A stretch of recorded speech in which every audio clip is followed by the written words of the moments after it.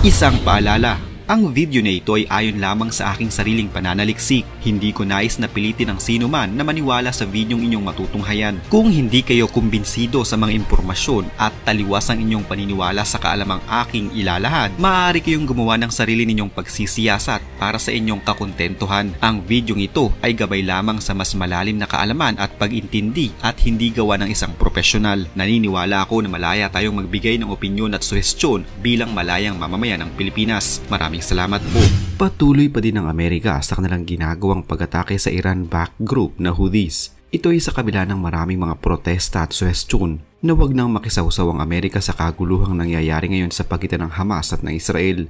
Dahil dito, marami ngayon ang nangangamba na dahil sa patuloy na bakbakan ng mga bansa sa Middle East, posible na ang giyera sa rehiyon ay maging all-out na at masangkot na ang buong gitnang silangang Asya. Halos araw-araw ay nagkakaroon ng mga pag-atake sa rehiyon. Tulad na lamang noong nakaraang Huwebes, ang Amerika ay nagsagawa ng isang pag-atake sa Baghdad na kumitil sa buhay ng lider ng grupo na siyang pinaniniwalaan ng Estados Unidos na umatake sa US personnel sa rehiyon.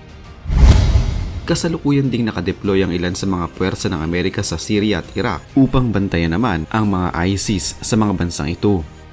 Ang away sa pagitan ng Israel at mga grupo na suportado ng Iran ay mas tumitindi pa habang lumilipas ang mga araw. Ang Hezbollah na nasa hangganan ng Lebanon border ay patuloy pa din sa kanilang ginagawang pagkilos laban sa Israel. Isa pang nakakaalarmang senyales ang inamin ni Israeli Defense Minister Yoav Gallant sa US Envoy Amos Hochstein at ayon sa kanya, nauubos na umano ang oras para sa northern border ng Israel na makabalik ang mga residente nito sa kanilang mga tahanan. Habang pinagsususpetsahan naman ng Israel na silang nasa likod ng sorpresang pag-atake sa Beirut kung saan namatay doon ang isa sa mga mataas na lider ng Hamas na si Saleh al-Aruri. Noong nakaraang linggo naman, pinalubog ng puwersa ng Amerika ang nasa 3 bangka na pag-aari naman ng rebeldeng grupo na Houthi sa Red Sea. Bunsod na din ng walang habas na pag-atake ng Houthi sa mga commercial ships. Ayon sa Central Command, una umunong inatake ang mga helicopter ng Amerika at pinrotektahan lamang umano nila ang kanilang mga sarili. Ang Estados Unidos kasama ang mga bansang kaalyado nito ay naglunsad ng mga pag-atake sa Red Sea upang protektahan na din ang mga sibilyang barko na dumaraan sa bahaging iyon ng karagatan. Isa pang magkasunod naman na pagbomba ngayong linggo lamang ang naganap naman malapit sa kanalilibingan ni dating Iranian Intelligence Chief Qasem Soleimani. Inako man ng grupo ng ISIS ang pag-atake na ito, mas umiinit pa rin ang tensyon at magbibigay ito ng internal pressure sa gobyerno ng Iran na maaaring mas lumawak pa ang gagawing mga pag-atake at pagkilo sa buong Middle East. Nasa mahigit kumulang na sa 23,000 mga Palestinians ang namatay na sa Gaza habang nasa 1,500 namang mga Israeli ang nasawi na simula na mag-umpisa ang kaguluhan sa pagitan ng dalawang panig.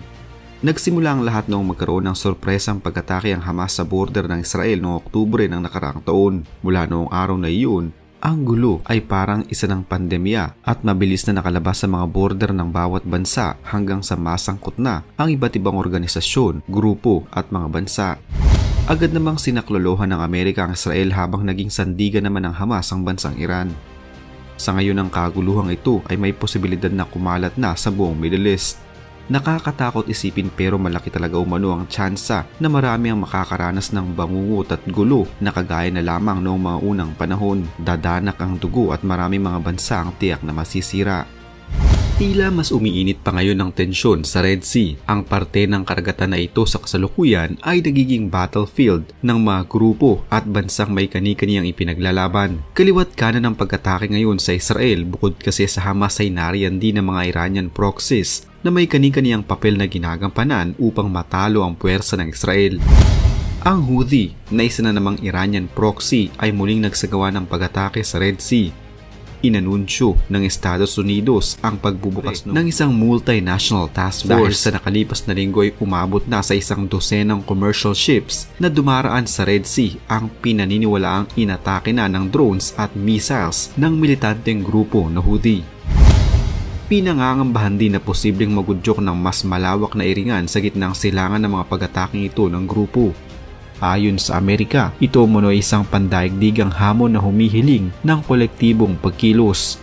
Ang Multinational Naval Task Force ay makikilala bilang Prosperity Operation Guardian at bubuuin sa umiiral na counter-piracy mission sa rehiyon na kilala bilang Task Force 153.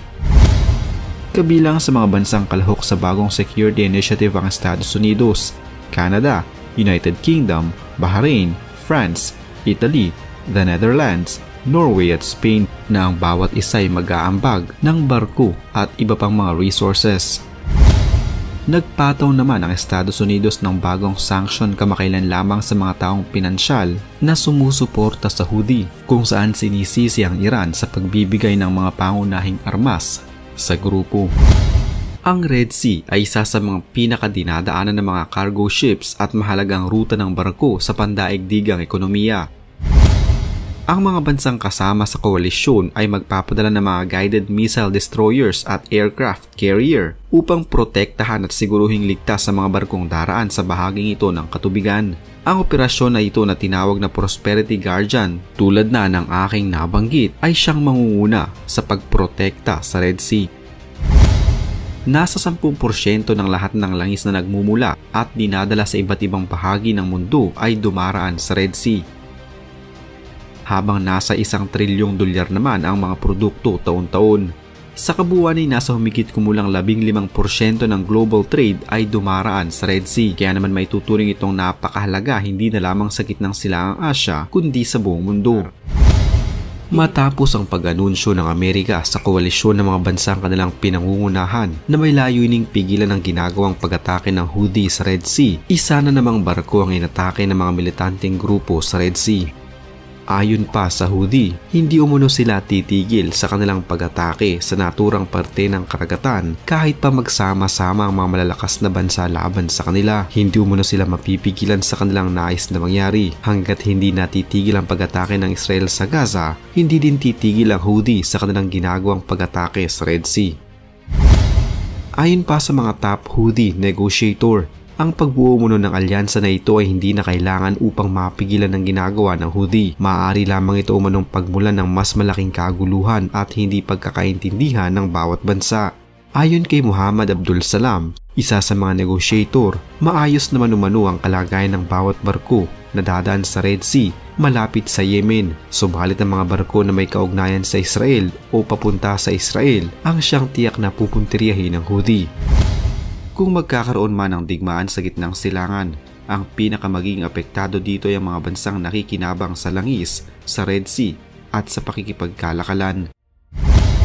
Bilang isang ruta ng mga pampalasa noon, bago pa maging daanan ng mga barko na may kargang langis, ang Red Sea ay may malaking strategic importance para sa West ng nasa 1 siglo na.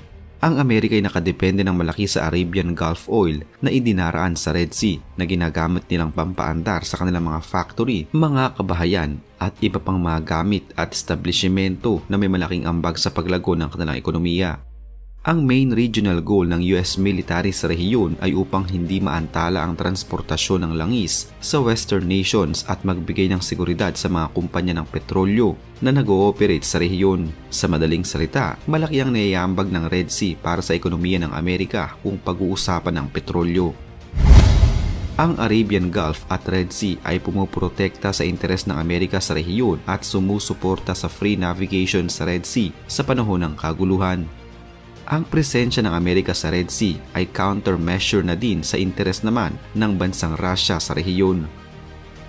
Noong dekada 70, ang Amerika ay naglagay ng mga military facilities sa Kenya at Somalia upang labanan ang Soviet strategy sa rehiyon nang hindi nangangailangan ng anumang gulo at komprontasyon.